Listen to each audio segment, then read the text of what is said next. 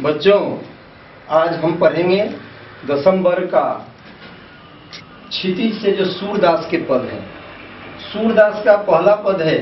पहले तो हम ये जान लें कि सूरदास हिंदी साहित्य आकाश के वैसे दे दिव्यमान नक्षत्र हैं जो हमेशा जगमगाते रहते हैं। सूरदास को जन्मांध हम जानते हैं, इस पर विवाद भी है, लेकिन ज्यादातर लोग जन्मांध ही मानते हैं। सूरदास के सुरसागर से लिया गया है, जो भागवत गीता के आधार पर आधारित है।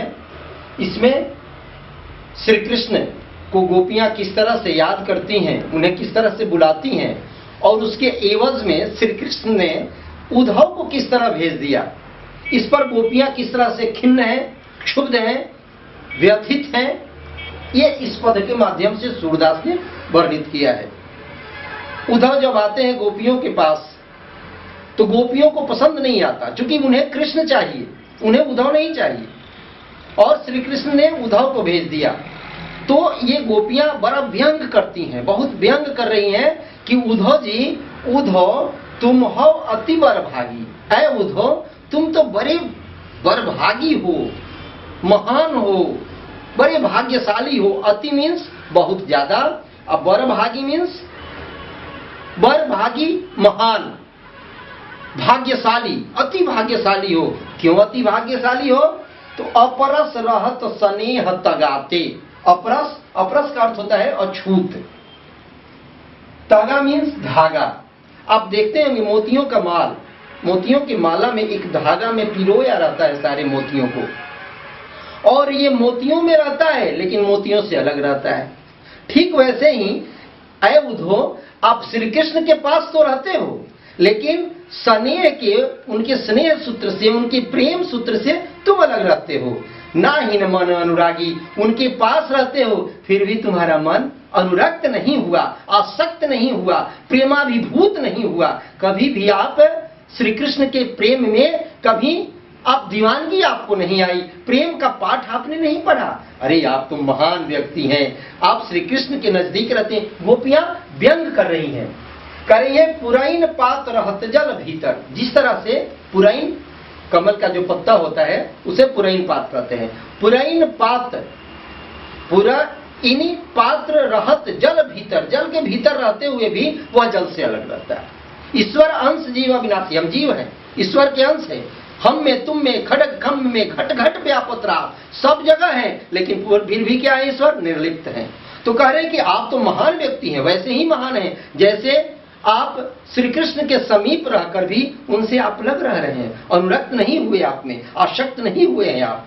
पुरैन पात रहत जल भीतर तारस देह न दागी, लेकिन पुरैन का पत्ता जल के भीतर रहता है, तारस, उसका जो जल है वह देह न दागी, कहीं भी दाग भी नहीं लगता जल का।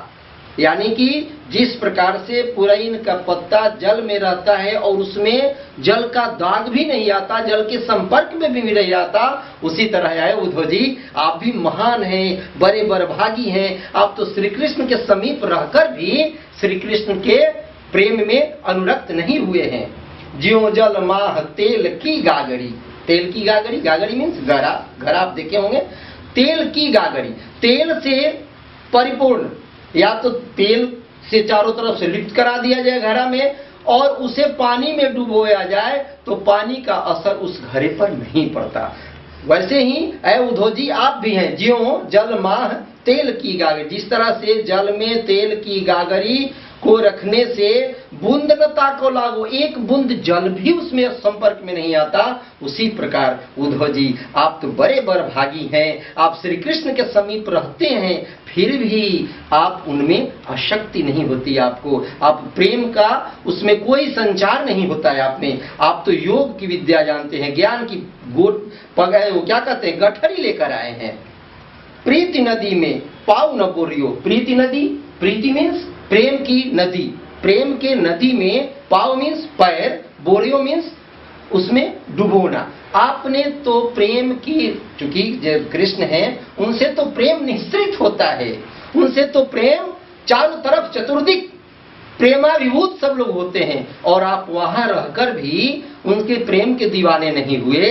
इसलिए आपको क्या, प्रेम नदी में पाँव न बोलियो, दृष्टि न रूप परागी। और उनकी जो मोहनी मूरत है, उनकी जो सूरत है, उसमें आप कभी भी मुग्ध भी नहीं हुए, परागी मुग्ध भी नहीं हुए। आप तो महान हैं ऐ उद्धव जी, आप बड़े बड़भागी हैं। सूरदास अबला हम भोरी। सूरदास कहते हैं गोपियों को कि ये गोपियां क्या है, अबला है। गोपियां कहती हैं कि है उद्धव जी, हम लोग भोली भाली गोपियां हैं। सूर गुड़ चींटी जो लागे, जिस तरह गुड़ मीन्स मीठा, मीठे की पाग पर जैसे चींटियां जाकर चिपक जाती हैं, उसी तरह से श्री कृष्ण के प्रेम में हम लोग उनसे लिपट गए हैं, चिपक गए हैं। अपाद मस्तक उनके प्रेम से निःसृत होने वाले जलधारा में निमज्जित हो गए हैं। यह हुआ पहला पद। अब हम दूसरा पद देखते हैं। यहाँ पर हम लिख दिए हैं, अपरस अछूत, दागी दाग, बोरियो डुबोना, भोरी भोली भाली, चींटी चाटी चींटी, ज्यों जैसा, तगा धागा, परागी मुग्ध होना। अब दूसरा पद है माझ अंदर। ये शब्दार्थ दिया हुआ है यहाँ पर। सुनी सुनी में कौन अलंकार है वो दे दिए हैं। संपूर्ण पद में अनुप्रास अलंकार का सौंदर्य व्याप्त है। सरल सहज साहित्यिक ब्रज भाषा एवं शब्द चयन भावाभिव्यक्ति के अनुरूप हुआ है, जो दूसरा पद है। अब दूसरा पद हम बताते हैं कि मन की मन में ही माझ रही। गोपियां कहती हैं श्री कृष्ण से, उद्धव से, श्री कृष्ण को बुलाना चाहती थी। श्री कृष्ण के प्रेम की दीवानी है गोपियां, श्री कृष्ण को बुलाना चाहती हैं, लेकिन श्री कृष्ण उद्धव जी को भेज देते हैं योग की शिक्षा पढ़ाने देने के लिए, ज्ञान का पाठ पढ़ाने के लिए। तो कहती हैं गोपियां कि मन ही की मन ही माझ रही। माझ मीन्स अंदर, मन के अंदर हमें जो व्यथा था उनसे न मिलने का, जो पीड़ा थी, उनसे विरह की वेदना जो मेरे हृदय में है, आज मन की व्यथा मन के अंदर ही रह गई। क्यों मन के अंदर रह गई? तो कह रहा है मन क्रम वचन नंद नंदन उर। मन से, कर्म से, वचन से, नंद के जो नंदन हैं, नंद के जो सुपुत्र हैं, नंद के जो लाला हैं, गोपाल कान्हा कृष्ण जो है, वो मेरे हृदय में रहते हैं। लेकिन ये जो उनके न आने की जो व्यथा है, तन मन व्यथा सही, वह व्यथा हृदय में ही रह गई। क्योंकि मैं चाहती थी कि वो आते, हम लोग चाहती थी, गोपियां चाहती थी कि वो आते और अपनी सारी व्यथा को उनके समक्ष उड़ेल देते, लेकिन आ गए उद्धव जी। इसलिए मन की व्यथा तो मन में ही रह गई। अवधि आधार आस आवन की, एक आधार बनता है किसी चीज का। क्योंकि इस जीवन में यदि आशा रूपी नैया न हो तो निराशा के सागर में हम डूबो जाएंगे, उसमें बह जाएंगे हम। इसलिए आस ही, अवधि मीन्स समय, आधार बनता है आने की। किसकी आने की? कान्हा की आने की। श्री कृष्ण की प्रतीक्षा जो है, तो कहते हैं ना कि उनको याद करते हैं कि कब आएंगे। कह के गए परसों तरसों, बीत गई बरसों बरसों। कहकर गए थे कि आएंगे, लेकिन इतने दिन बीत गए और नहीं आए। तो एक आस बनता है। बिहारी ने लिखा कि यही आशा टक्यो रहत अली गुलाब के मूल, वह हो फिर बसंत ऋतु इन डारन वे फूल। जब गुलाब के मूल में भौरा चिपका था तो पूछा किसी ने कि अरे यार, इसमें तो फूल खिलते थे, इसमें तो पत्तियां थीं, इसमें पराग थे, आप बैठते थे, रसास्वादन करते थे। आज क्या बात है कि इन कंटक से भरे हुए मूल में आप जाकर चिपक गए हैं। तो कहता है भौरा कि यही आशा अटक क्यों रहत। कवि कहते हैं कि भौरा के माध्यम से कि यही आशा अटक क्यों रहत अली गुलाब के मूल, वह हो फिर बसंत ऋतु इन डारन वे फूल। कहते कि बसंत ऋतु फिर आएगा, यही पौधे रहेंगे, इसी में नौ किशलय दल निकलेंगे, ये पुष्पित भी होगा और पल्लवित भी होगा। मैं बैठूंगा और पुनः रसास्वादन करूंगा। गोपियां भी इस आस में हैं कि हमारे श्री कृष्ण आएंगे। मैं जो व्यथा है उनके समक्ष कहूंगी, लेकिन आज आए नहीं, उद्धव को भेज दिए। तो मन की व्यथा जो है मन ही में रह गई। कह रहे हैं कि अवधि आधार आस आवन की, एक आस लगी थी कि वो आएंगे। तन आवन की तन मन बिथा सही, लेकिन तन मन बिथा सही कहिए जान, पहले कहे ना कि मन की माज कहिए जाई कौन पे उधो, ए उधो हम किससे कहने जाए, ना ही न परत कहीं, मेरे ऊपर तो ऐसा न उनके प्रेम का आवरण पड़ा हुआ है कि इसके ऊपर दूसरा कोई परत पड़ने वाला नहीं है। इसलिए अवधि आधार आस आवन की तन मन बिथा सही।